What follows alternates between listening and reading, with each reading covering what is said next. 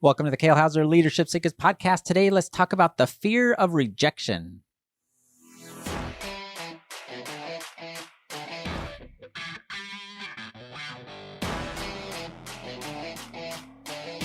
Welcome back, everybody, to the Kale Houser Leadership Secrets podcast. My name is Kale Houser. I appreciate you joining me today. I am trusting, by virtue of you returning, that you are finding this content valuable, applicable, and something that you can really implement in your life, or at the minimum, get you thinking about the way you are, the decisions that you make, and the thought processes that you have in regards to leading teams and developing yourself as a leader in business.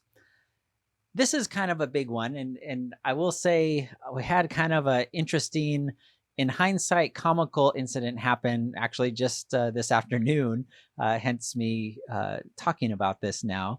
And it's the fear of rejection. We all have, I think, to a degree, a natural fear of rejection. Pretty much everybody at their core, whether they admit it overtly or not, wants to be liked. We want to be liked by other people. It is enjoyable to be liked by other people, to have friends and have people actually want to talk with us and interact with us and hang out with us. And when we go through these experiences of rejection, as everybody does, without exception, it hurts a little bit. And we develop, to a degree, this scar tissue. Maybe it goes back to your childhood, and you had in third grade, you were absolutely in love with Miss Sally Jenkins across your classroom. And when you asked her to be your girlfriend, she, said, cooties, and ran away. And ever since then, you've been afraid to talk to women. It could be something as deep as that, or it could be something just as simple as you were always told you weren't good enough. You were always told you were never going to amount to anything. You're no good, blah, blah, blah, blah, blah. Or even not as overt, in more subtle ways. Tore down, until finally you became so fearful of that rejection, of that put down, that you just stopped trying. But what happens in business, because part of business is interacting with other people. Part of business is putting yourself out there, your product, your service, whether it's you as a one-man shop, providing some home service, maybe you're landscaping, you have to go get customers, or you work for a larger corporation and you're calling on other large corporations, which, guess what, are run by people just like you and me.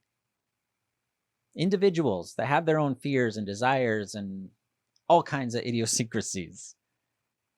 And when we allow this fear of rejection to control us, to keep us from taking action, that's where we start to fail.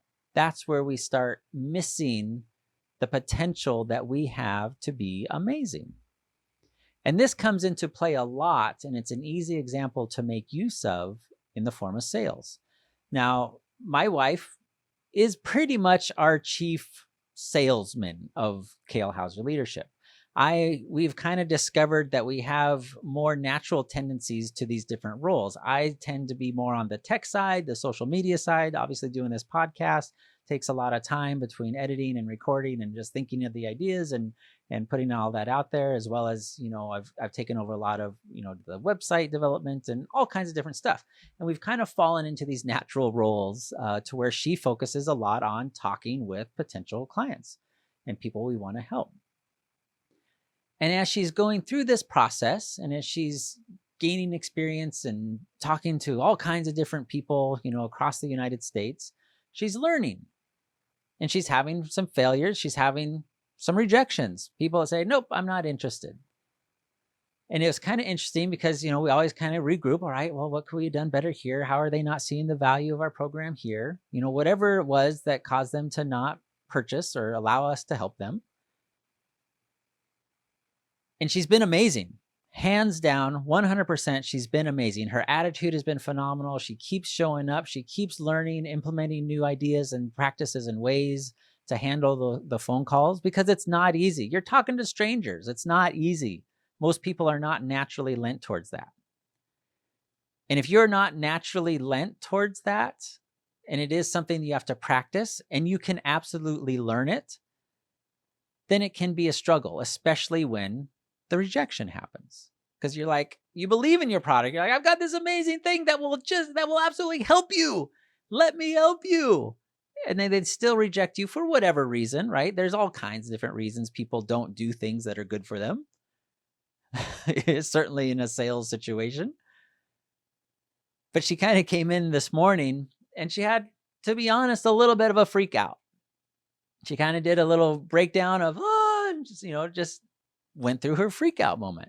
Now, I will say Kale even as early as maybe 10 years ago, certainly 20 years ago when we were newer married, would have jumped in there and tried to fix it. Like, oh no, you're doing great. You just need to focus on this and this and this and tweak this and, do these suggestions, blah, blah, blah, blah, blah, right? Because that would have been my natural tendency because I'm a fixer. Most men are. But Kale of today, of this early afternoon, gave her a hug, said it's okay. Held her for a little bit, let her kind of express that emotion. Let her go through that process of overwhelm and then slowly kind of like, all right, let's talk about this.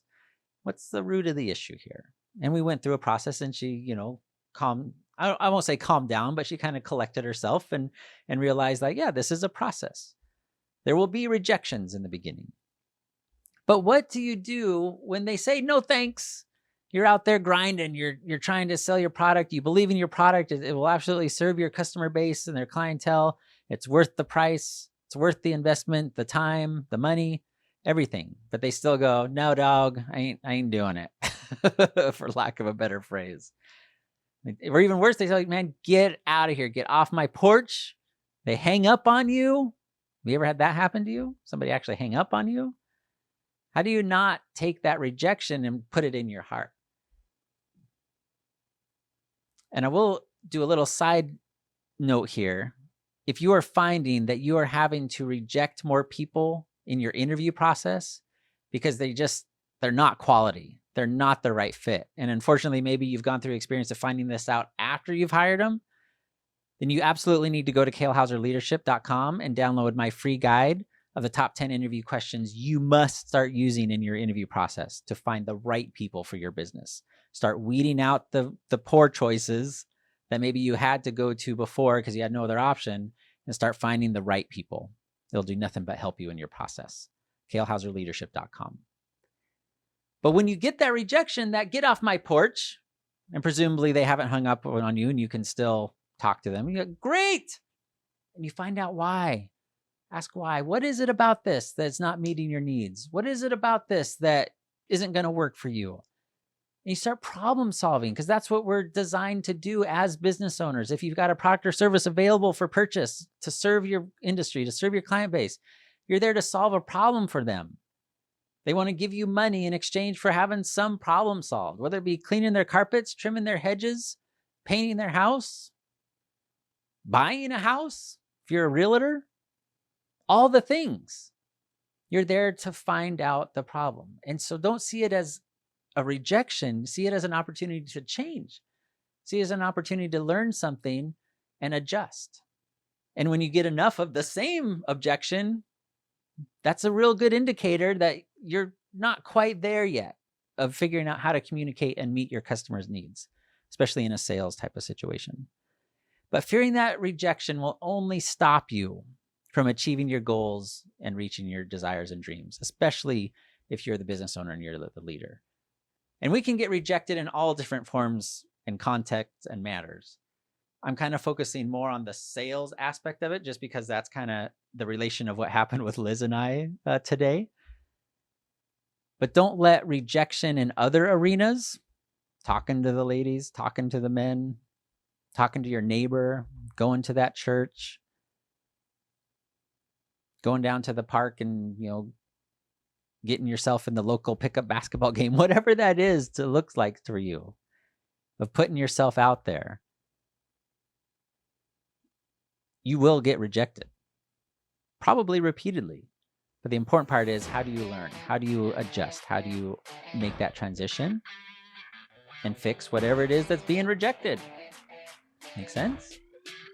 All right, everybody. Stop allowing the fear of rejection to keep you from your dreams, to keep you from getting the goals and the desires and the results that you want. Adjust, learn from it, and make the corrections. I hope you found this enjoyable. Please like, comment, subscribe, and share as appropriate.